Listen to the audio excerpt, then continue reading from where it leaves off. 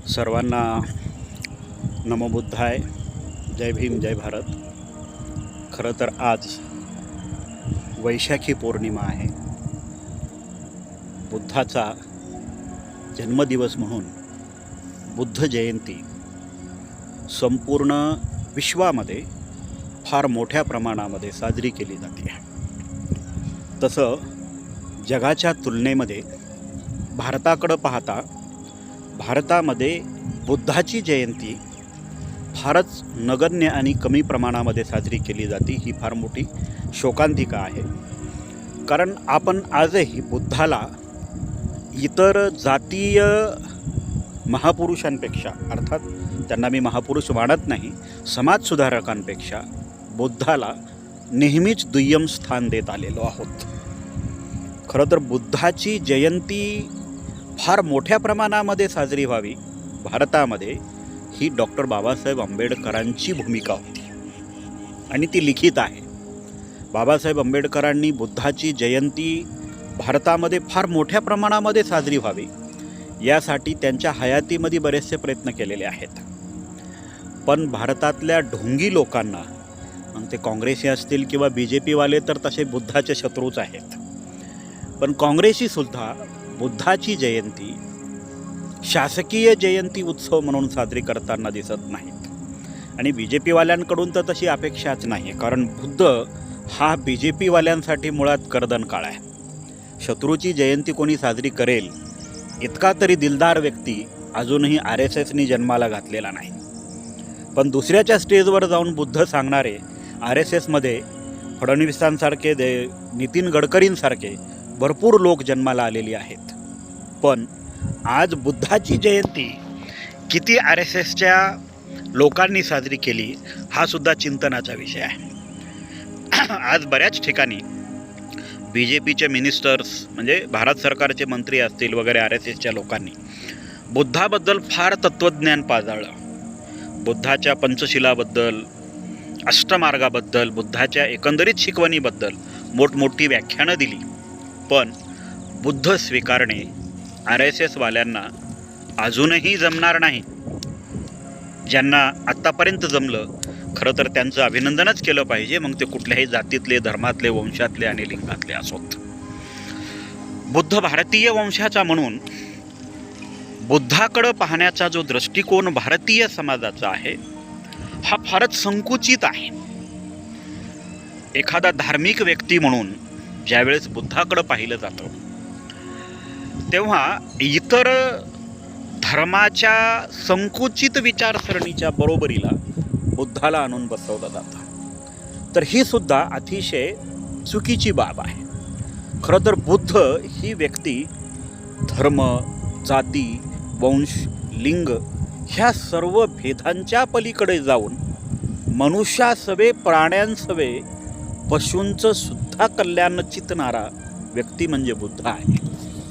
आज विश्वातल्या सर्वच मानव प्राण्यांना, पशूंना सुद्धा बुद्ध जयंतीच्या हार्दिक शुभेच्छा देणं काळाची गरज आहे.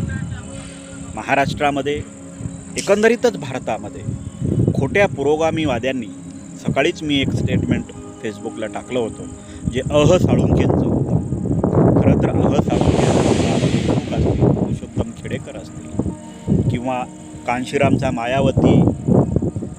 असेल, मायावती असेल, किंवा एकंदरीतच जे BSP बामसेपवाले लोक असतील, या लोकांनी बुद्धाचा फक्त आजपर्यंत वापर करून घेतलेला आहे. आणि बुद्धाचाच वापर करून घेतलेला नाही, तर बुद्धाच्या नावाने बौद्धांचा सुद्धा वापर करून घेतलेला आहे. साळुंखेचं सकाळचं स्टेटमेंट जर पाहिलं तर खरंच त्याच्यावर सविस्तर बोलण्याची गरज आहे.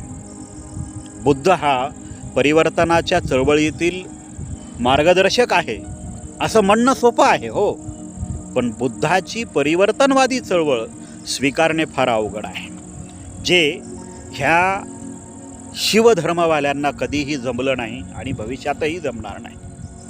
त्यांना शिवधर्म प्रिय वाटला, पण बुद्ध कधीही प्रिय वाटला नाही आणि वाटणार नाही.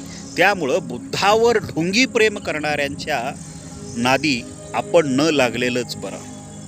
कारण बुद्धाकडं लोक वळू नये, लोकांनी बुद्ध स्वीकारू नये म्हणून ही RSSनेच निर्माण केलेली लोक आहेत, जी शिवधर्माच्या माध्यमातून, बहुजन चळवळीच्या माध्यमातून किंवा कांशीराम मायावतीच्या माध्यमातून बुद्धाला अडवण्यासाठी समोर करण्यात आलेली आहेत, जी परिवर्तनवादी चळवळीच्या नावाने पुढं आणण्यात आलेली आहेत किंवा पुरोगामी चळवळीच्या नावानं पुढं आणण्यात आलेली आहेत.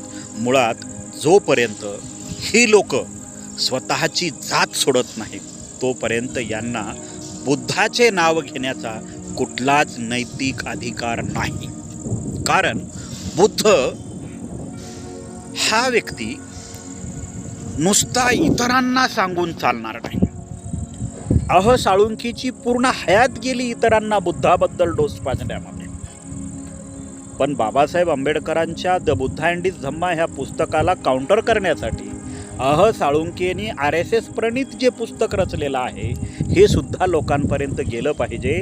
आणि RSSचा बाबासाहेब आंबेडकरांनी आम्हाला दिलेला बुद्ध विकृत करण्यासाठी कशा पद्धतीनं साळुंकेंनी काम केलंय ही भूमिका सुद्धा जगाच्या पुढं आली पाहिजे. पण ते होताना दिसत नाही. पुरोगाम्यांच्या नावाखाली, परिवर्तनवादी चळवळींच्या नावाखाली बुद्धाच्या चळवळीला एकंदरीत कुठंतरी थांबवण्यासाठी ह्या लोकांना पुढं आणण्यात आलेलं आहे. पण अशा काजव्यांना बुद्ध ना कधी समजला, बुद्ध ना कधी उमजला आणि तो कधी त्यांना अडवता सुद्धा येणार नाही, त्याला कधीही रोखता येणार नाही.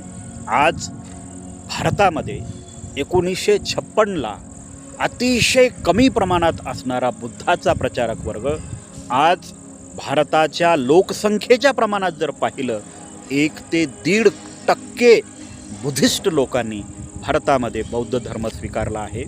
ही भारतातून बाबासाहेब आंबेडकरांच्या अगोदर लुप्त पावलेली बुद्धाची चळवळ पुन्हा गतिमान होताना दिसत आहे.